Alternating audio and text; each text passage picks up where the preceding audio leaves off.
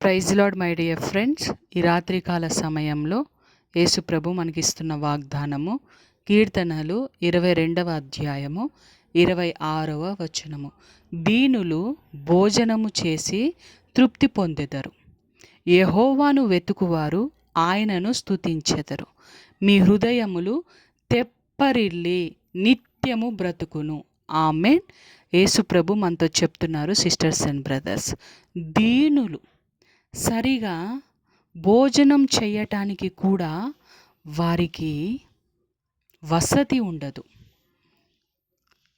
అలాంటి వ్యక్తులకు మరి టైంకి సరైన భోజనము, మంచి ఆహారము పేద ప్రజలకు దొరికినప్పుడు వారు ఎంత తృప్తిగా భోజనము చేసి హ్యాపీగా ఫీల్ అవుతారు.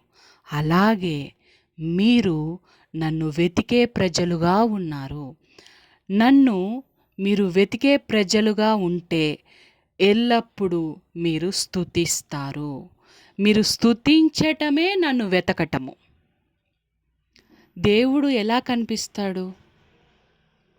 దేవుణ్ణి ఎలా వెతకాలి అని మీరు అనుకుంటున్నారు కదా. మీరు స్తుతించటమే నన్ను వెతకటము. మీ స్తుతిలోనే నేను ఉంటాను. మీరు స్తుతించండి. మీరు ఎంత స్తుతిస్తే అంతగా నన్ను మీరు వెతుకుతున్నారు.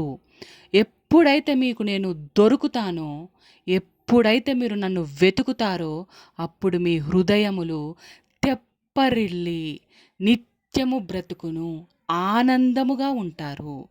మీరు నన్ను స్తుతిస్తున్నారు కాబట్టి మీరు ఆనందముగా, మీ హృదయాలు తెప్పరిల్లి ఆనందముగా ఉంటాయి. కాబట్టి మీరు నన్ను వెతికే ప్రజలుగా ఉన్నారు, నన్ను స్తుతించే ప్రజలుగా ఉన్నారు అని దేవుడు మనతో చెప్తున్నారు. దేవునికి కృతజ్ఞతాస్తుతులు. యేసు శక్తి గల నామంలో ఆమేన్.